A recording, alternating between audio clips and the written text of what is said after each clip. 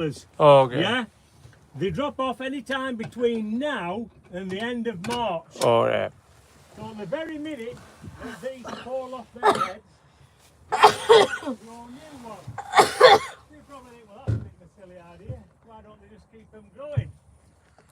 But the reason is, these are weapons. These are what stags use for fighting. Now, in the case of red deer, Yeah.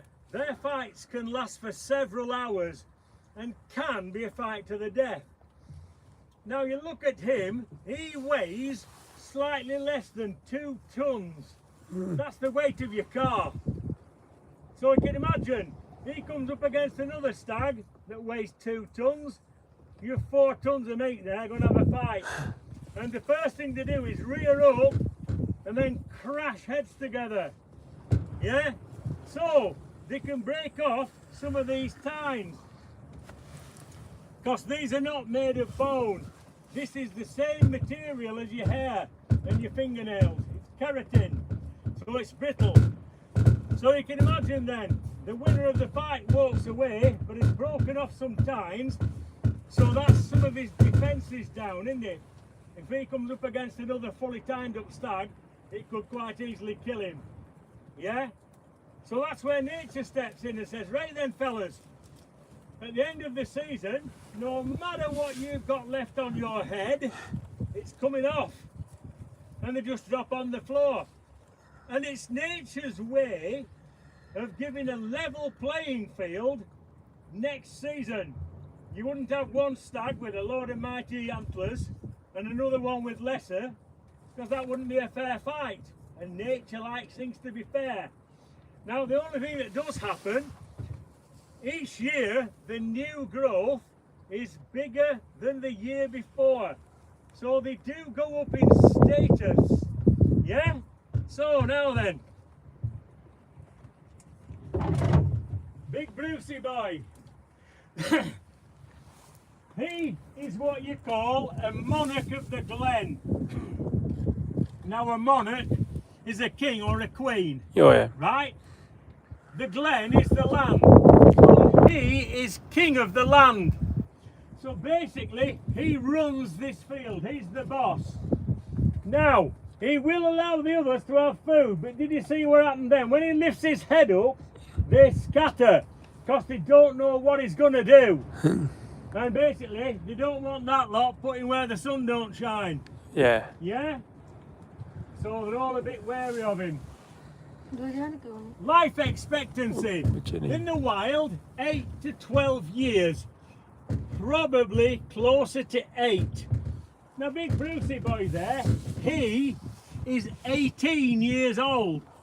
So how has he managed to put 10 years on his life and he's still going strong? Well, it's all down to where you live. Deer live in mountainous areas, yeah? So we'll take the Highlands of Scotland for an example. So, you see the trees on the right over there, the tall ones? They're Scots pines. Imagine as much as halfway up those trees could be how deep the snow is in Scotland, yeah? So, you're one of these guys. You're on the top of Ben Nevis, the UK's biggest mountain, and you want something to eat. There's a wind blowing, but it's not just a wind, it's a 90-mile-an-hour wind with snow behind it. Yeah? And you're hungry, but your food is 30 feet, or imagine the length of a bus. Yeah. Stand it on end. That's how deep the snow is. Well, you've got to start digging through that snow to get to your food. Oh, yeah. So it's hard, isn't it? You can imagine that's hard work. Very hard, yeah. Now imagine doing that year after year after year, yeah? And it's not just once a day, every time you want something to eat until the winter passes. So it takes its toll, and this is why 8 years would be a good innings. And nature dictates, if you're poorly, nature gives you 2 chances. You live or you die. Yeah. So these guys, these are living in a 5-star luxury hotel, aren't Yeah, yeah, they? Hey? yeah. We hardly ever get snow. No. They've got grass to eat. We've got hay in the middle of the field in that hay rick. I feed them supplements, and if ever they do get poorly, we have a vet up here within 5-10 minutes. Yeah. Yeah, so they're well and truly looked after. Now, one thing that you wouldn't find in the natural world, you wouldn't find the stags, the boys, in with the girls. Stags live a solitary life. The only time they get together is when it's mating time, and that's when, of course, they have these fights. And of course, the winner gets the girls. That's what it's all about. Oh yeah. Yeah? And so he's a lucky lad, isn't he? Yeah. You don't have to fight for it. Yeah. Yeah. So that's why he's extended his life by 10 years and he's still going strong. Let's get out of here. Yeah. Thanks.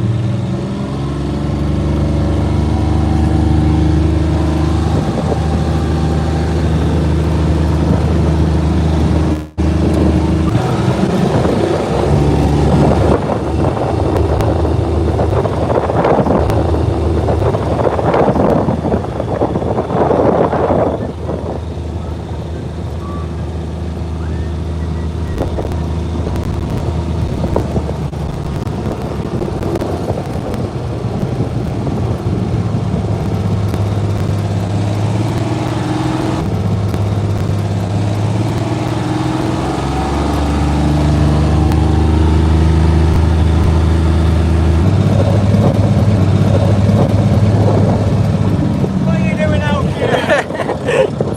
Come on, get out of me. What are you doing, you crap? What are you doing? You silly billies.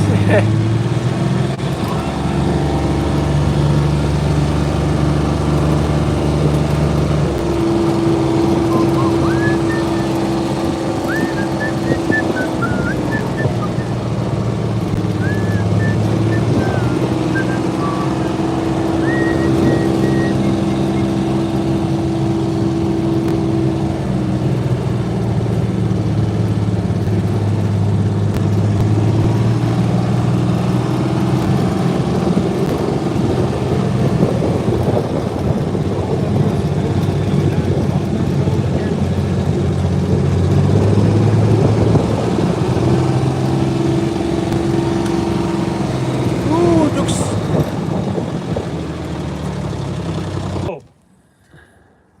I don't know if you managed to see the sign on the way in here. It said to look for frogs, water hens and ducks. Yeah.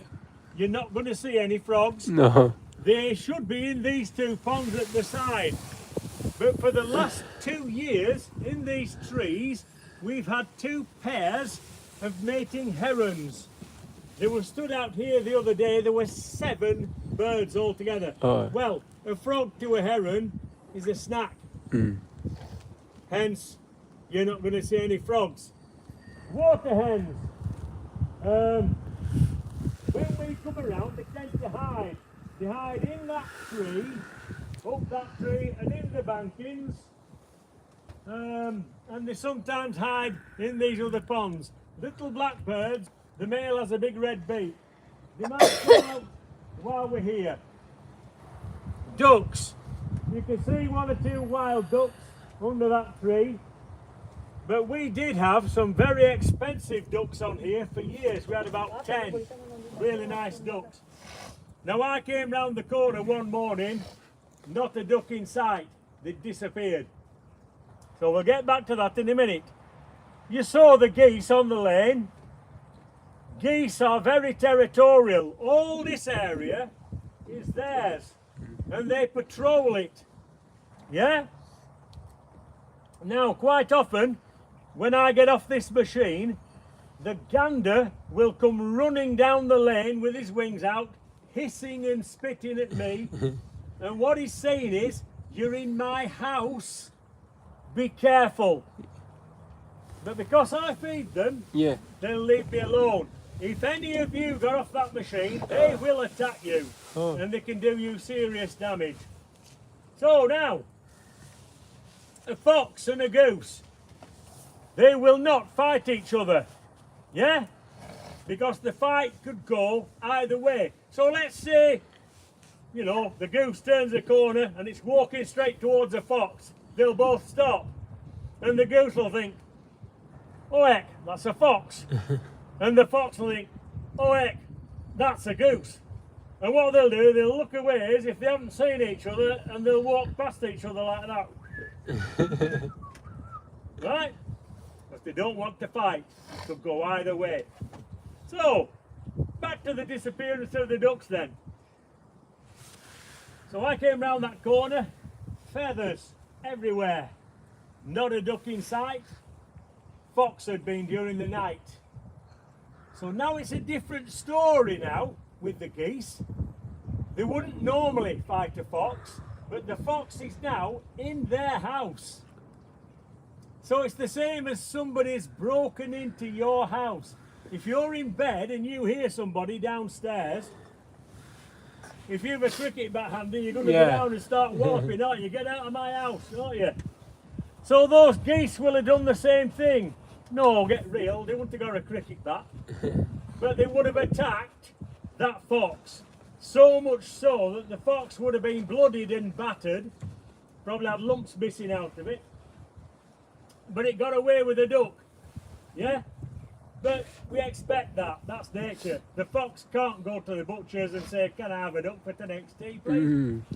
So we accept that. Now the rest of the ducks, in fear, flew off. And we know where they are. One field over from here is the Leeds-Liverpool Canal. And they've gone on there. It's more open. Yeah? So every now and then they do come back in. Because animals, well, put it this way, any living thing on this planet, I'm talking about trees, grass, all animals, you know they can all tell the time. I mean, okay, a tree can't go like that and say, ah, it's 20 to 4. No, we invented that thing to control people. I mean, you know, so how do animals do it? They use that thing, don't they? The sun. Yeah? So that's due east, that's due west. So in the morning, the sun pokes its head up over there. And what do all the cockerels start doing? Don't they? And what they're shouting is, come on, get up, you lazy lot. Come on, get out of bed. Come on, get to it, get working. And all the trees, their leaves open up, flowers open up, and everything goes around its daily life. Now animals track the sun across the sky. And when it's midday, the sun is there. And that's when you'll see all the ducks and geese and stuff will go in that hut for shade.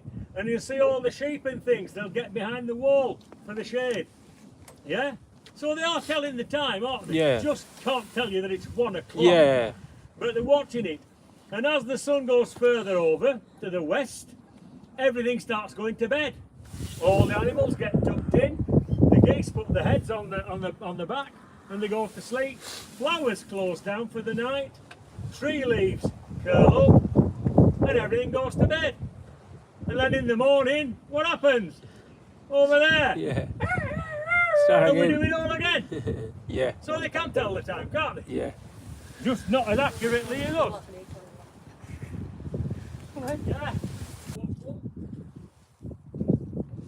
Bobby ne गलती आई करो बीबी ने गलती आई करो चुप करके बैठी Nice views.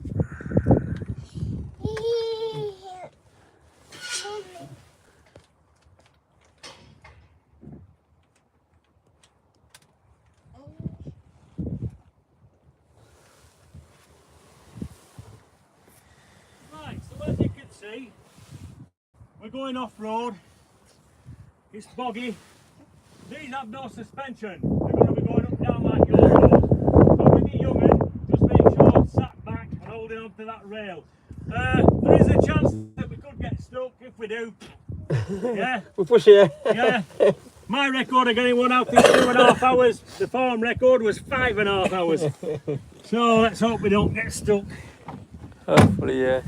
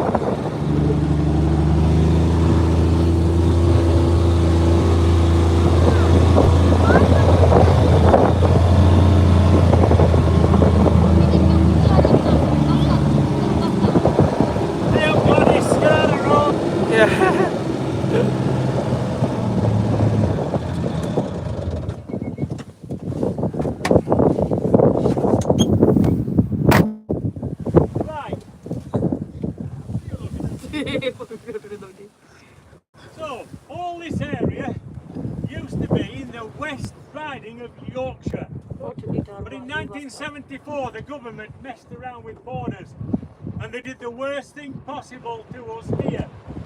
The Lancashire border was 3 miles down the road, down that way. Yeah. It's now just over there. So half of the farm is in God's own county, Yorkshire.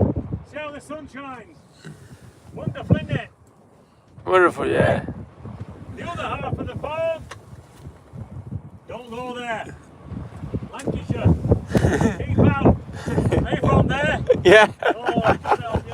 Where are you from? There you go, lad. Where are you from? Hey, Yorkies. Aye. You see, there's nothing wrong with Lancashire. Lovely place. Yeah.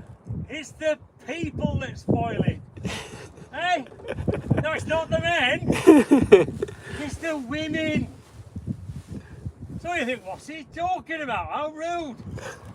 But I'm telling you, everything I've told you today is fact. And this is fact. All the women from here on in, witches. Witches.